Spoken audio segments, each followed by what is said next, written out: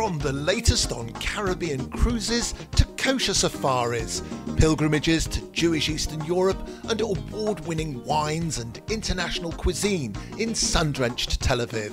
Sit back and enjoy the trip with the travel edition of the Jerusalem Post podcast. Shall I sing We're on the Road again? I know we've done that before. But... Yeah, no. But we are really, really on the road, because the last time we said we were on the road was within Israel, which we don't count. We have come to the Baltics. If you're wondering where the Baltics are, go back to one of our older episodes, all about Lithuania, where we went hot air ballooning. We haven't yet been to Estonia. No, we've plumbed for the one in the middle this time. Which is Latvia. And we are in its beautiful capital city of Riga. First time visit for Mark. I came here with my family a few years ago, and what I would say is if you're looking to spend a long weekend somewhere, Riga is a beautiful, beautiful place to be. And if you've got more time than that, it is surrounded by some wonderful countryside that Mark and I are about to discover together. Technically, it's not my first visit. I have been in the airport in Riga. Oh, God, this doesn't count. How many times? But wherever I go, I try and buy a fridge magnet, and we had enough time in Riga for us to buy a fridge magnet. Oh. Now, here's an interesting story. Yes. Last week, I tried to move the Riga fridge magnet, which we got about 3 years ago, and it broke. Is there anything in your kitchen that between you, your missus, and your kid that you haven't broken and replaced? We've got this lovely new Ninja, although I shouldn't have mentioned that because I've cursed it. It's going to go. Listen, I'm accident prone, but I ain't nothing on you and your mugs and your fridge magnets. Well, they all break, these fridge magnets. It's just time and the environment. So can I suggest, instead of collecting things that you stick on a fridge and you open and close the fridge, open and close, and eventually it's going to vibrate and the things are going to fall, that you start collecting something else that is less likely to fall. Like China dolls. What could go wrong there? Anyway, enough of us talking our nonsense. Time for a quiz question. We had to look long and hard for a quiz question, and we had a wonderful question about the European Union Office for, what was it? Electronic Registers and Information? Something like that. Which is based in Riga, but we thought that might be a little bit obscure. So we went for sport. There is a very famous Latvian basketball player who currently plays for the Boston Celtics. Can you name him? The answer at the end of the pod. Israel is the startup nation, the scale-up nation, the unicorn country. Join me, Maayan Hoffman, Jerusalem Post Deputy CEO, Strategy and Innovation. And me, Zachy Hennessy, the J-Post Business and Tech and Innovation Correspondent, for our analysis of the most critical Israeli tech innovations today. In each episode of Inside Israeli Innovation, we'll highlight a new tech trend, discuss the latest innovation news, and interview at least one of Israel's most promising companies. So if you like to know what's on the cutting edge, then this Jerusalem Post show is for you. Listen to Inside Israeli Innovation on Apple, Spotify, Google Podcasts, or wherever you get your podcasts. Hello, my name is Vilija. I'm from Riga, welcoming you in Riga right now, and I'm the owner of the company Jewish Travel, a company that works with Israeli and non-Israeli but Jewish travelers who are coming to Riga. So David came to me about 3 months ago and said, I've met this lovely lady online, and I said, David, put Tinder down. Don't do that. Oh, Mark, he doesn't stop. He does not stop. So he said, Vilija wants to take us to Latvia or Lithuania. I said, David, we've been to Lithuania, and it was lovely. So David spoke to Vilija, and we agreed we would come to Riga. And we weren't sure it was ever going to happen, because a lot of times when we talk to people and they say, come visit, they then meet us and listen to our podcast, and then we never go. But here we are, sat in Riga with Vilija. What are we going to do while we're here?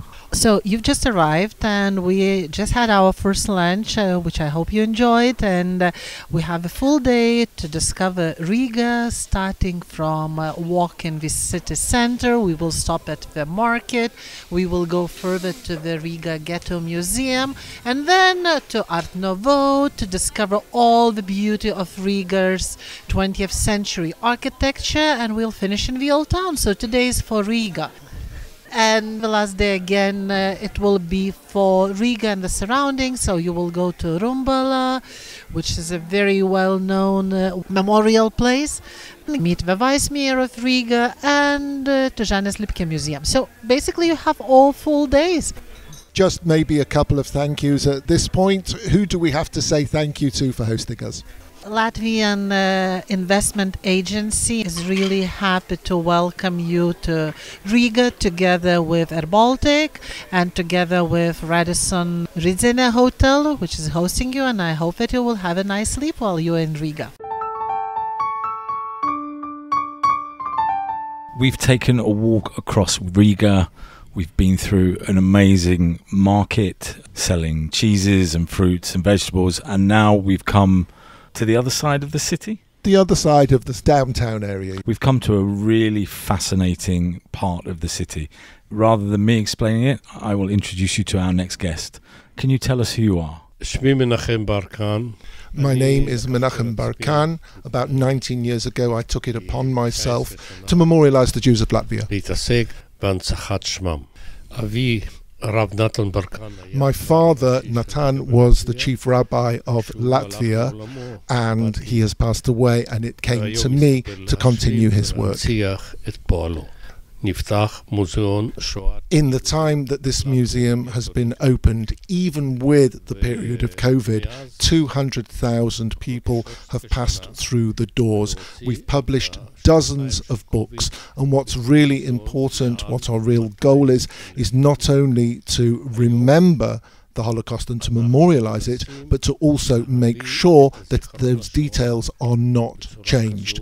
And we hope that everybody who comes through the doors here will understand and will continue that memory of the Holocaust.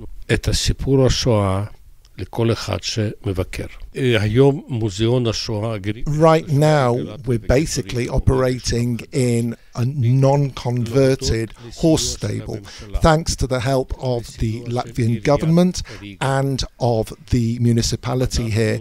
We're moving towards a new project, a reconstruction that will allow for an expansion where we will truly be able to show the history of the Jews of this country and also in more depth about the time of the Shoah. What is the significance of this particular site? Why was the museum built here? This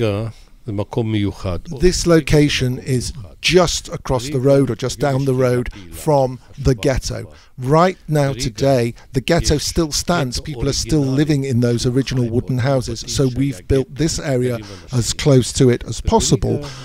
What we hope is that people will understand that this is not just about commemorating those who have died, but also about life, also about the future, that people will come out of this place with a feeling of life. The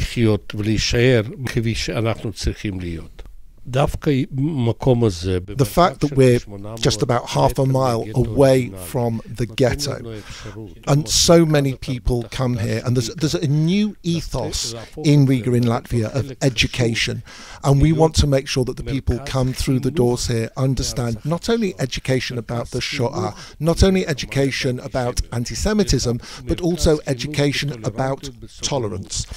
Just behind this museum passes the main river. And what we hope is that all of the black, all of the darkness, all of those terrible things will wash away, and that the waters that pass just by here will act as a cleansing. 20 to 30% of the visitors to this museum are children, Latvian children, not Jewish children, and it's really important for us, for them to understand what happened. One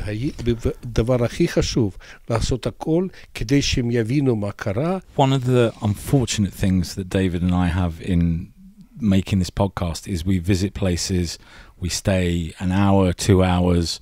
We don't get to really stop and look and take in what's going on. And this is one of those places we could have spent days here. Can you highlight the most important parts of this museum? The one thing that is the most important, that is immutable, that is unquestionable, that is unchallengeable, are the names of the victims of the Holocaust that are the center point as you enter and walk through the outer area of this museum. Beyond that, and particularly with the planned reconstruction, with all the education that we do, with the questions that people ask that we try to answer. If there is just one less anti-Semite in the world today as a result of this exhibition, we have done our job. ב-4 ליולי, לפי תאריך לועזי, יום לאומי להנצחת השואה. I wish from here for every Jew, for every non-Jew, that those dark times never happen again. Those people were not human, and that may we all go forward with strength, with happiness, and with love. Menachem Barkan, thank you for everything you do. Thank you for your work in this museum. It truly is a fabulous place, and thank you for spending time with us today. Thank you very much for your visit. It's my thanks. Thank you very much. This is the Jerusalem Post Podcast Travel Edition. Find us on Facebook, Instagram and Twitter at MarkDavidPod, or mail us at markdavidpod@gmail.com. Hello, my name is Juris Berge. I'm a local guide, a historian in Riga, born and raised in Riga, and I must admit I love my native city very much. Why should somebody visit Riga from your perspective? The advantage of Riga is that everything is within the walking distance. For instance, if you look at the historic center of Riga, which is found on UNESCO World Heritage list since 1997, you have a charming old town with 800 years of heritage, just, around every corner. You have this splendid green ring of boulevards around the old town with beautiful buildings like the Orthodox Cathedral, the National Opera, University, even circus. There aren't many European cities which have got permanent historic circuses. The city center of Riga, which was developed at the turn of 1900s, which is nowadays known as metropolis of Art Nouveau architecture, really area roughly 10 by 5 blocks with dozens and dozens of beautiful, mostly apartment buildings constructed at the turn of 1900s in the style of Art Nouveau. So Riga is not Paris, Riga is not Vienna, Riga is not Barcelona, if you like, but Riga certainly has something to say when it comes to the Art Nouveau architecture. We're standing in an outstandingly beautiful stairwell. Probably about the third building we've gone by. It's 6 or 7 stories up, and the design is just spectacular. Is this typical of what you see? Is it just the exteriors of the buildings that you can tour around, or can you come into all of these buildings and take a look? I must admit, most of these buildings are private property nowadays. You cannot just walk into every building that you find possessing a appealing facade, but I must admit, yes, many are opened. But we have entered a building which is known not just for possessing this very decorative, this elegant stairwell with all the wrought iron and stenciled wall and ceiling ornaments, but actually on the ground floor we have here a publicly accessible small museum known as Riga Art Nouveau Museum. A Riga Art Nouveau Museum represents a perfectly preserved and beautifully conservated upper middle class residence of a Riga family from 1903, furbished with all that makes the cozy and yet somewhat elegant environment of a well-to-do Riga family at the time, with the original furniture, tapestries, beautiful lamps, and actually everything down to the tiniest detail, including glassware, porcelain, tableware, everything Riga Art Nouveau. There's a point because in the early 1900s, Riga was such a vibrant city with such a developed industry and craftsmanship that they were creating all these modern designs for everything here locally, and that makes it in a way unique. Having left the stairwell, we toured the museum next to it, which showed early 20th century Art Nouveau house. And then we've walked through Riga and seen a number of very beautiful Art Nouveau properties. The first half of the tour focused really on one decade. The second half of the tour is focusing on, 800 years of history? Yeah, indeed. That's what the history of Riga has been, being founded as a colonial settlement back in 1201, with the slogan to convert Baltic heathens into Christianity. Riga never developed to cover a large area. So actually it was a surprisingly small town comparing to its economic weight. It did play, being one of the major mediators of, sorry for these general terms, kind of East and West European trade. Yeah? So located at the estuary of 1,000 kilometers long river, collecting the massive quantities of agrarian and forest commodities from all the Russian hinterland, delivered to Riga and then being exported by Riga merchants to the rest of Europe, actually. Yeah? But never a big area. The wall, later the bastions, was a border of the city for centuries, until it was decided in 1856 that the old rampart walls and bastions should be demolished to open Riga for modern development. It took another 30 years after demolition of the bastions, so basically until end of 1800s, to create the so-called ring of boulevards, we nowadays recognize as a green ring of parks and gardens, with certainly important public buildings in between, like the mentioned National Opera House. And then 1900s, 1914, the vast new city center is created with hundreds and hundreds of beautiful buildings, mostly in Art Nouveau style. It's really amazing. Several people have told us that you have 3 brothers. Now, I'm not sure if they're talking about you personally or the city.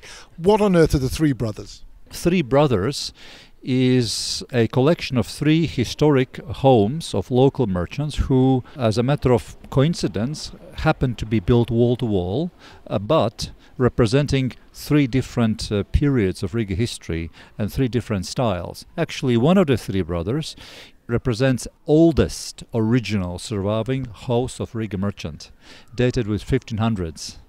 It is, for a trained eye, you just have to look to the upper part of the facade, and when you see this quadrangular gable, known as stepped gable, and you immediately can tell, now this is Gothic. And then you look the next one to the left, and you look at this gable as if combined of quarters of a clock dial, and so, oh, you see, this is the Dutch influence, this is the classical clock gable, or as Dutch people call it, klokgevel. Yeah? So this is actually Golden Age Amsterdam we see interpreted in local Nordic style. Huh? And then you see the third one. That's the French influence. That's early Baroque. Huh? So Gothic, Renaissance, Baroque, 1500s, mid-1600s, early 1700s, wall to wall. Going forward maybe 40 years from the Art Nouveau period, you then had the communist era. What effect did communism have on the architecture of the city? And are there any outstanding buildings from that era? The most important fact to be mentioned, first of all, is that Riga was not destroyed during the Second World War. There were pockets of destruction which occurred in the old town, but generally after World War II there wasn't much free space in the center to build new buildings. This is why we discover Riga in its integrity. Yeah? But I must admit, some outstanding Soviet-era buildings still can be found in the historic center of Riga. I should mention, first of all, 1950s, 1960s, the Academy of Science, which is really a piece of Stalinist architecture. The high-rise building designed by the model of so-called Seven Sisters of Moscow. Or, let's look at the original source of inspiration, the Empire State Building. And building of Soviet era number 2 perhaps is the 1980s built a so-called Congress Hall, which was meant to become a kind of the showpiece of the Communist Party of Latvia at the time, and indirectly inspired by the former East Berlin project of Palais de République. Although the one in Riga probably has somewhat less asbestos as the one built in Berlin. What is it about this city that excites you? What is it that you want a visitor to this town to come away with? Probably a number of things, but if I'm really talking from a personal point of view, the historic integrity and modern dynamics. So old and new next to each other in terms of the way how the city is being developed. Besides probably being rather thirsty consumer of culture, I enjoy living in a peaceful city, never too rush, never heavy traffic jams. Yet I can enjoy a cultural life of a multi-million city indeed. Yeah? 7 professional theaters, opera from where a number of world-famous opera singers of today have come. Like, let's mention Elina Garanca, nowadays one of the top 3 mezzo-sopranos, or conductor of the present Birmingham Symphonic Orchestra, Andris Nelson, certainly one of the big stars as today. And I could actually go on with the list. Really rich and dynamic cultural life. Thank you for a fantastic tour, for your depth of knowledge and for your love of this city. Thank you so much for the compliment. I am proud and honored to show my native city, and I hope this program, this material, would really inspire a great many of your listeners to come and see actually the city. Thank you. You're listening to the Jerusalem Post podcast, Travel Edition. At this point, and it's not the end of our trip, but we thought it was appropriate that we would ask somebody who represents the city what is special about Riga for them and why perhaps you, the listener, should consider visiting here. And to do that, we have with us Linda Ozala, who is the Deputy Chairman of the Riga City Council. So first of all, thank you very much indeed. So thank you for coming to Riga. And indeed, we are very happy to welcome you in the capital city of Latvia. And looking forward not only to accepting and receiving journalists from Israel, but also your compatriots coming to our beautiful city and country. David and I, we talk about travel, and we travel across the world and find interesting places for our audience to travel to.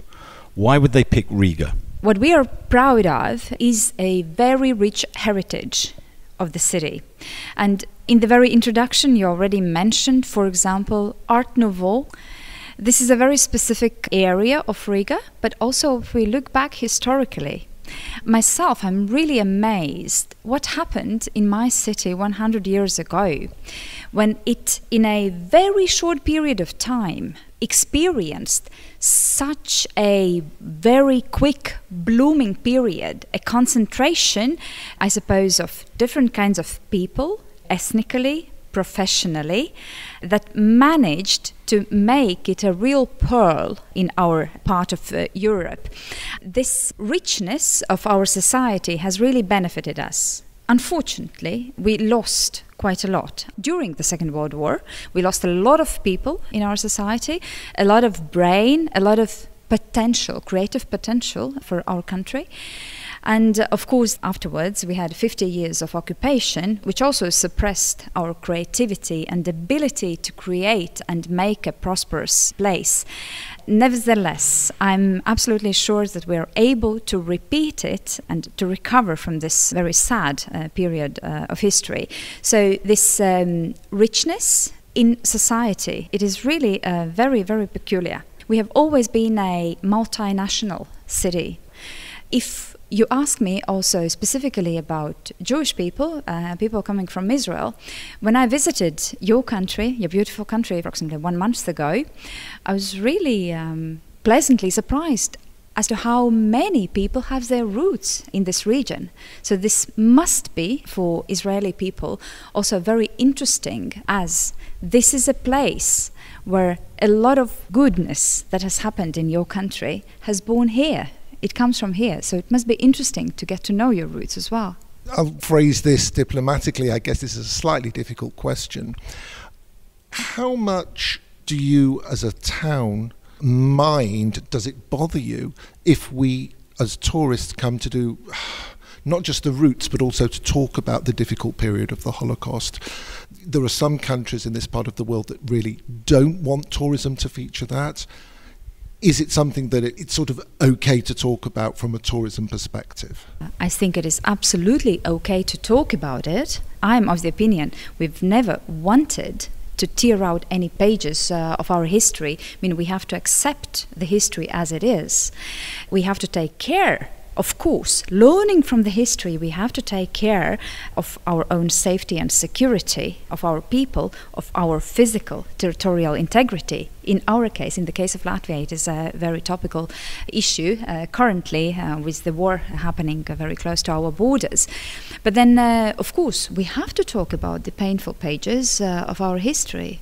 I'm not able to speak the way you, as representatives of people of Israel, can do, but as a representative of Latvia, I have to really regretfully admit that during the Second World War, losing so many Jewish people who were part of our society, who were co-creators of what Riga, of what Latvia was at that time.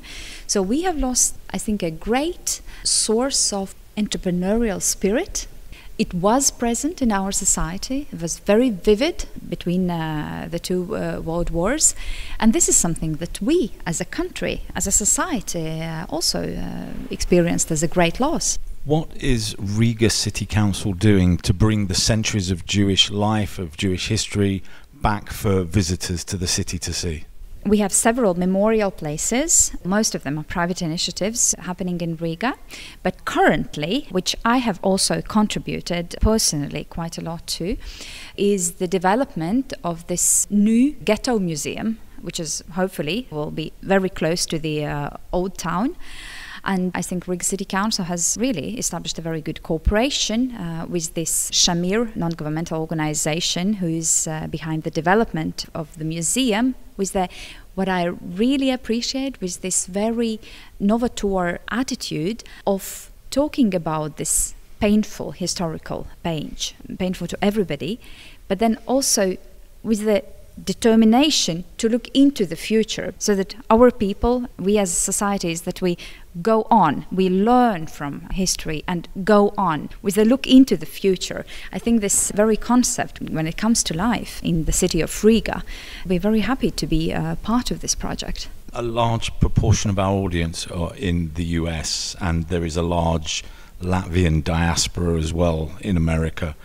How does Riga City Council market itself to an American audience?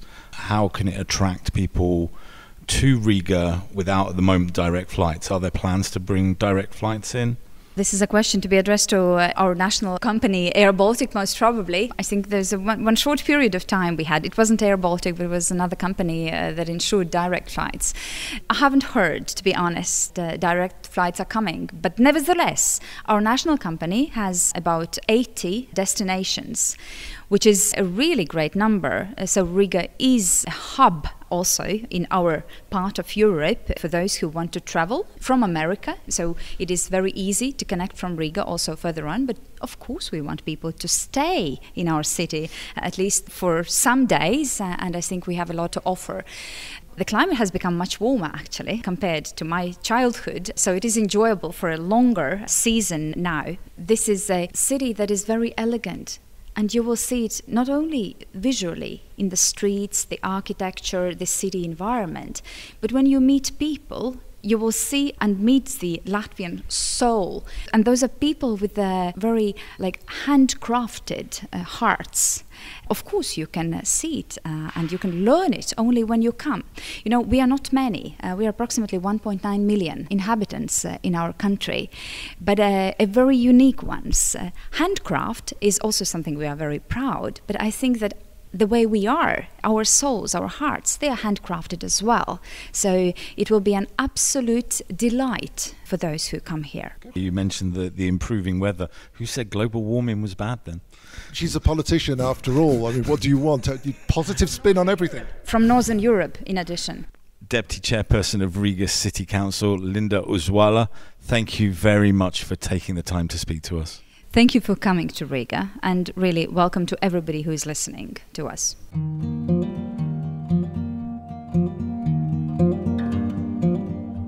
Latvia Fact File. Riga has an international airport which acts as a hub for state-owned airline Air Baltic. Air Baltic fly direct to Tel Aviv and also fly to most European cities, Istanbul and Dubai. Turkish Airlines, Lufthansa and Transavia fly direct to Riga, allowing for good connections to the US. The 22 bus will take you from the airport to the city centre for just €2 one way. Riga has 3 methods of public transportation: tram, trolleybus and bus. A 3-day ticket for all 3 costs around €8. Latvia has car share schemes that allow you to obtain a car using an app and leaving the car at your destination. Details on the Latvia Travel website. We stayed in the Radisson Blu Radzena, which contains a room for Shabbat observant guests. The Elizabeta Hotel is also Shabbat friendly. Other recommended Riga hotels include the Radisson Old Town, Radisson Blu Daugava, and the Park Inns Barona and Valdemara. The 5-star Promenade Hotel in Liepaja, with its piano restaurant, is a good choice for the area. Jurmala has the 5-star Baltic Beach Hotel and Spa, with the Il Sole restaurant with fantastic beach view. Latvia has a temperate climate. The western coast possesses a more maritime climate, with cooler summers and milder winters, while eastern parts exhibit a more continental climate, with warmer summers and harsher winters. The currency of Latvia is the euro. 100 euros will cost you $109 US. Latvian cuisine typically consists of agricultural products, with meat featuring in traditional dishes. Fish is also commonly consumed due to Latvia's location on the eastern shore of the Baltic Sea. Whilst there are no kosher restaurants, kebab meals can be booked by appointment.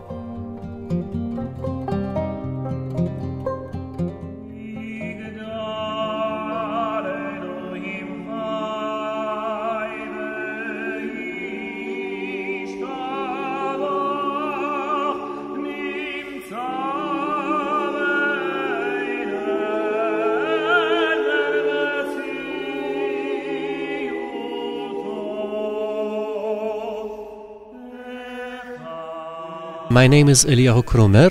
I am the rabbi of Peitav Shul Synagogue in Riga, which is the only synagogue that was kept functioning after the war, the only synagogue that survived the Holocaust in Latvia and kept going throughout all the Soviet period and Baruch Hashem beyond. I was first brought here by my father when I was 3 years old. Then the community, of course, was a lot larger than it is now, and all the streets around the synagogue were packed with people. And I remember how my father brought me in here. He squeezed through the crowds, and I was sitting on his shoulders. It was Simchas Torah, and he brought me in through the entrance. Then was through the back door, through the yard. He brought me through this door inside. This was a memorable occasion for me. And well, now, almost 40 years afterwards, it so happens that I'm a rabbi here. Was the synagogue active towards the end of the communist era, or did it only really start up once communism finished in Latvia, and how active is it today? It started functioning right after the war in 1945, or maybe a little bit afterwards, and it was one of the synagogues that were allowed to keep functioning throughout all the Soviet times. There were 2 minyanim here. A general minyan was upstairs, and there was also a Hasidic minyan, which was praying downstairs in a smaller hall. Everything was done here, including baking of the matzahs and shchita and everything. How has it changed from the end of communism to today?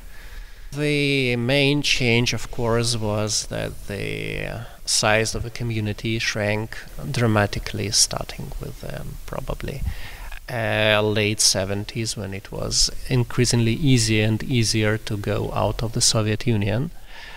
And throughout the 90s, I remember that time, the end of the 80s and the beginning of the 90s, as the constant, stream of friends who were leaving one after another, until what basically remains now. At some points in the past, as I understand, the size of the community nearly reached 100,000, in the whole of the Latvia. And nowadays, according to statistics, it's a little below 7,000, unless I'm making a mistake. And out of those 7,000, some part hasn't been in Latvia for some time. Others only remember that they're Jewish when they were asked during the census. And, maybe there are a couple of thousand active or semi-active. So your father that you've mentioned is actually with us now. He's a Russian speaker, so we won't interview him, but he was saying through translation before proudly that, because I said, I'm assuming the daily minyan that you have, and he said there are about 18 people who come on a daily basis, that they're mainly older. And he smiled and he said, it's mixed ages, and you should know that we just had a handful of bar mitzvahs here. Is this, forgive the word, a dying community, or is this a community that has longevity? There is going to be a kihila here in Riga for many years to come. It's a very difficult question. You see, the reason why the community doesn't consist of elderly people is because that, I remember in the beginning of the 20s, there was a very large group of elderly people here, probably about 100, who came for, nearly every day and each Shabbos certainly. But unfortunately, nearly all of them have passed away. There are some proud exclusions, like our head of the community, Reb David Kagan. He is 90 years old, and Baruch Hashem in good health and spirit and mind. But there are a very small number of people who still keep going, who are that old, unfortunately. All of the people who constitute our community are Balei Tshuva. Just explain for those people who don't speak Hebrew, Balei Tshuva are people who were not previously religious, who at some later point discovered a passion and a desire to become more orthodox in their practice. Thus, we're a small community, and according to the modern standards, it's probably hard to understand how we managed to go on and what our future actually might be. But on the other hand, when you think about the communities that existed in Europe, very often there were the communities of a handful of people, several hundred maybe, and they prospered for ages and ages. And nowadays, I think the history becomes increasingly unpredictable. Who knows? The synagogue itself is very colourful, very ornate, very beautiful. Did it always look like this? Has there been a recent restoration? How do you keep this synagogue going? The synagogue was built in 1905, and since that time it was restored several times, including the latest restoration, which was in 2008. Before that, the synagogue, of course, was in a state of very bad disrepair, with parts falling off occasionally. And in 2008, it was renovated, partly using the money of the European Union, and partly with the help of local and foreign sponsors. Mainly the president of the community, Arkady Sukharenko, who is the owner of Riatuma Banka, who contributed a very serious funding for the purpose. Nowadays we have one of probably the most beautiful synagogues in Europe. We've got, I think, probably dozens of questions, but you have a wife waiting for you who hasn't seen you yet today. Vilya, who's with us, brings groups of Jewish people, often observant people from Israel, maybe some come from America as well. What will they find when they come here, other than an Orthodox synagogue with the gallery above and prayers, each day, in terms of the types of facilities that they might need as part of a vacation, of a tour? We have a kosher kitchen. Unfortunately, it doesn't function as a restaurant or a cafe where you can, just enter from the street anytime. But if you order in advance, then we provide excellent, I'm not afraid of the word, excellent catering, and also the possibility to have dinner right here in the yard. The head of the kitchen is the wife of one of the members of our community, which I think is very important fact and not also a usual situation in our longitudes, latitudes, let's put it like this. We have high standards of kashrus. Besides that, I have quite full schedule with Talmud Torah, with the Torah studies. Since members of the community are very different people. So the only quality response that I was able to find to this problem is to make a program and schedule for each person individually. But I think that Baruch Hashem it gives good results, and I think you will seldom find the level of expertise and studies that you can find in our community, in communities of this kind of the former Soviet Union, who none of us have had the possibility to go to Cheder or Yeshiva. If I'm coming as a tourist to Riga, or maybe even coming to work here for a number of months, how does one get in contact with the synagogue to find out about times for prayers or kosher food? We have a page on Facebook. My email and phone number is also there. If you want to find that Facebook page, it's Peitav Shul Riga Synagogue. Peitav is spelt Peitav. Rabbi, thank you so much for this interview and for keeping alive Judaism in a place where Judaism has been for hundreds of years, and despite attempts to make it disappear, you're keeping it going. I have to. Thank you.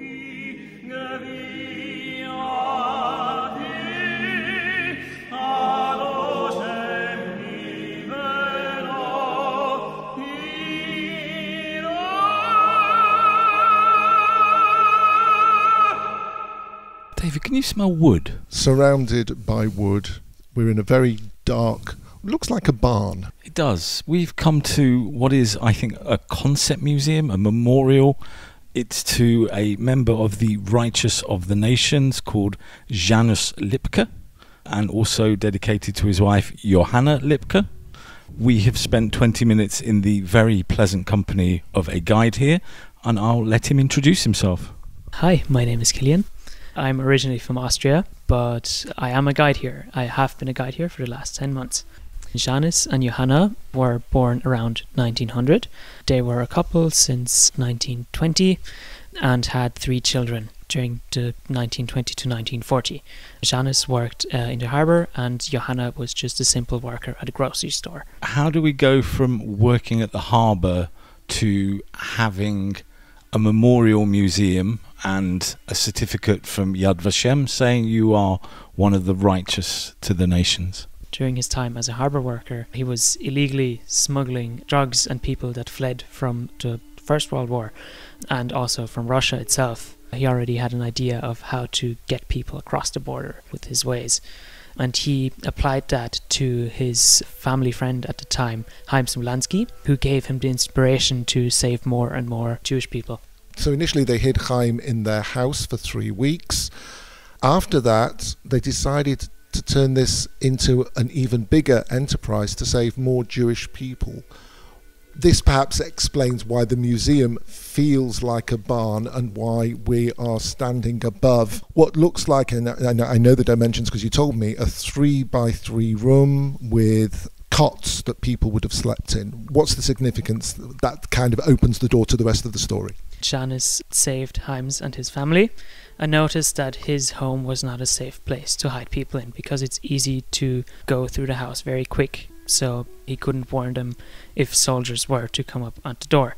So what happened was Janis decided to dig out that 3x3 meter hole below his woodshed at the time because it was safer and more well hidden. He put a trapdoor there and put it behind a big wooden stack, and he would have been able to throw that stack on that trapdoor in case there would have been German soldiers in a last effort to save the people and allow them to flee through the back entrance. You've been working here around 9 months. You've come as part of a scheme that people do after school in Austria. You've had a chance to learn the story and learn all about this museum. What do you think motivated him to do it? Was it friendship? Was it just pure benevolence? Or was it a way of hiding his smuggling route? I'd say that it was mostly connected to him having a big heart and being a man of people. He always liked talking and interacting with people, and he just noticed that there were people in need that needed help. And through his experience with Chaim's, he noticed that it was actually doable to save people. So that was what really motivated him to save more and more people, because he saw it was possible and they needed help. How many people did they save? Janis and Johanna saved between 55 and 60 people.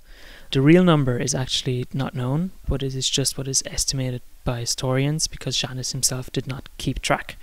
It was just checked by them and counted as good as possible by seeing letters and asking survivors and their families. The building, although it's a wooden shed, it looks very modern, very well thought out. What was the motivation behind opening this memorial? The idea came from Maris Gailis, a former Prime Minister of Latvia, and he and his wife, Saiga Gaile, who is a well-known architect in Latvia, wanted to actually build something for Janis because they knew about his story and thought he was deemed worthy of actually having a memorial. Saiga, who specializes actually in wooden design, was the one who designed it, and Maris was the one who started funding for it.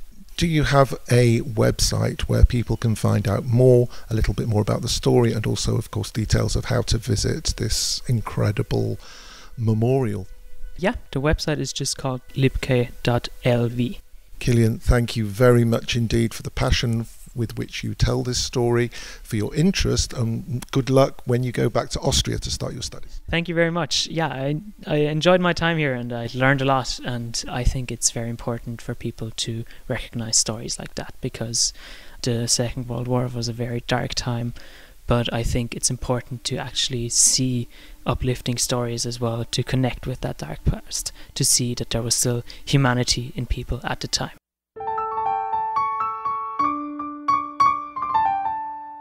My name is Shneur Kot. I'm one of the emissaries of Chabad in Riga. I was appointed by the Lubavitcher Rebbe. I arrived here in Riga at the end of 1998 with my wife and my small child, and now I'm here with 5 children. One feature we find when we go around the world is, more often than not, where there's Jewish life, there is Chabad. What do you do within the community in Riga? We as a whole do a lot of things. I personally am responsible for, if you will, community relations, making sure there are activities, the ability to learn Torah. I also make sure that there is kosher food, run the shop here, many activities. Rabbi Shneur here has spent most of the interview worried about the food that is cooking in the corner. It looks to be very nice vegetarian stuffed peppers. How many people do you feed in Riga every year? How many tourists do you feed? Our activity here, you're probably talking in terms of locals and also some students, about 1,000 people who are involved in our activities. If it's young people, if it's for the elderly. Here, since we opened the kosher shop, since we moved here a couple of years ago, we've been able to be in touch with a lot more people. Not everybody is interested in keeping kashrut fully, but at least here they're getting some interaction and they're taking some kosher food home with them. We help any tourist who would like. This isn't really a huge tourist destination, but of course there are tourists. Anybody who wants kosher food, they can order it at any time. We're delighted to help them with anything that they could possibly need. Also, there are medical students who are here from Israel. Very often we see them on a Friday night and on a Shabbat morning. We take many people home to our house for a meal on a Friday night, as many as 25-30 people. When Rav Schneerson sent you here, did you see yourself here for as many years as you've been here, or did you at one point want to go back to Israel? And do you want to go back to Israel at some point? I, of course, love Israel deeply. I'm Israeli, my wife is Israeli. But here we have a mission, here we have a purpose. And it's a place where it's needed. And I'll tell you something else. The daughter that we brought with us when we came as emissaries 25 years ago, she recently, with her husband, came over to Latvia, and they've now opened a Chabad house in Jurmala, which is a coastal resort town about 30 minutes away from here. And they too are doing what needs to be done. בפעילות ובשליחות. How should people get in touch with you? Is there a website, something like that? ובסייט, יש לנו אתר באינטרנט, ובעיקר יש לנו... Yes, of course, we have a website, we have a Facebook group. Lots of people reach out to me via WhatsApp, via telephone. All of the details for contacting me are on both our website and our Facebook page. The website is Chabad, CHABAD.LV, and the Facebook page is Chabad Lubavitch, Latvia. Rav Shneor, thank you very much for hosting us. Thank you very much indeed. Something I forgot to tell you, of course, is that the previous Lubavitcher Rebbe came here with his son, who was going to become the last Lubavitcher Rebbe, and they were very active, and we are blessed that we are able to work in the town that they also brought the Torah to. Shall we eat now what Rabbi Kotz has prepared for us, Mark? I'm looking forward to it. Hi, this is David Harris from the Jerusalem Post podcast Travel Edition. Find us on Facebook, Instagram and Twitter at MarkDavidPod, or mail us at markdavidpod@gmail.com. Well, that was an incredible view. Thanks to the lovely people at the Radisson Daugava, we got 10 minutes in one of the top floor rooms just before... It was a suite. It was very nice. Just before the people who were about to stay there. we polished off the minibar, and they're going to have to pay for it. I think they're going to be very disappointed because there were some lovely crisps and nuts that are no longer there. But did you make the bed up after we ruffled it for a bit? I don't want to talk about us taking hotel rooms, going there for 10 minutes and then having to make the bed. Okay, the real reason was we got permission to go up onto one of the balconies on the 9th floor, which is on the other side of the river from the old town. And it's really the stellar, outstanding place to see the skyline, especially as the sun is setting. And the sun is setting on this trip to Riga. It is. In a few weeks' time, if you're listening to this podcast, there will be another podcast from our visit here where we go outside of Riga and we trace David's roots to Liepaja. Which I'm nervous about, which I'm excited about. But for now, let's do a few final thoughts about our trip to Riga. I know this might be recency bias. Partly this was great for me because I haven't travelled for a few months. And I got to enjoy it again. I think you get to a point when you're doing these trips and they become a little bit routine. And I just had a really good time. I think everything here, people were really friendly. The meals were lovely. The sights were really interesting. And the people that we spoke to were just very warm. As I said at the start of this pod, I'd been to Riga before, came with my family. But we largely did things in our own, and we didn't know where to go necessarily. You know, I'd looked a few things up online. But doing this in an organised manner with somebody who was looking after us, creating a schedule for us, where to go, suggesting places, I think that made it an even more special experience. So for that, we need to thank LIA, which is the governmental arm responsible for promoting tourism within the country. And one of their subdivisions is Travel Latvia, and Charlotte from LIA from Travel Latvia has helped organise this trip for us and has been a great host and part tour guide, part minder for us over the last few days. And thank you to all the amazing people that we met along the way. The tour guides in this town are top class. And as you heard, the English is excellent. And remember, in some cases, English is the third or even fourth language because people were speaking Latvian and Russian, perhaps as their first and second languages. Some have German, and so English is part and parcel of what they do, but it's not their first language. And I thought that generally people around this city speak excellent English, the waiting staff, everybody.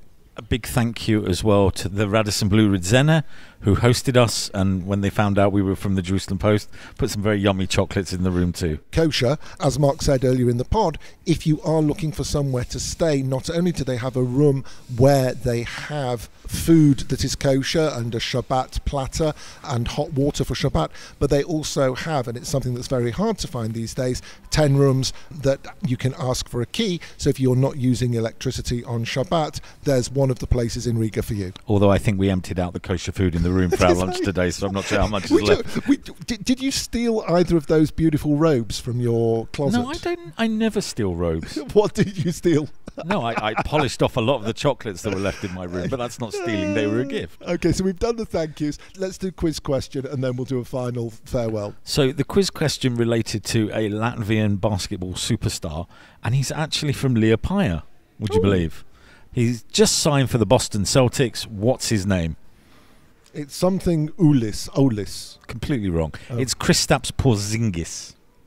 There's no Ulis in there, David. I'm very impressed. And you're drinking wine. No, I'm not. We agreed that at the end of this podcast we were going to clink glasses together to make it sound like we're drinking. Yeah, and then we'll be drinking wine. I am stone cold sober at the moment, David. Stone cold sober. Stone cold sober. Say the guy's name again. Kristaps Porzingis. Folks, we've had a ball. We hope you've enjoyed this experience as well, both the downs and, of course, the many, many ups. They all roll in together, especially if you're a Jewish visitor, and even if you're not, we highly, highly recommend a trip to Riga. If you liked this podcast, please subscribe. You can find it on Apple Podcasts, Google Podcasts, Spotify, and all other good podcast providers. If you really liked it, write us a nice review. Give us 5 stars. MarkDavidPod at Gmail, at MarkDavidPod. Anything else? Or I think we can just say goodbye and cheers. Cheers, David. Cheers, Mark. Oh.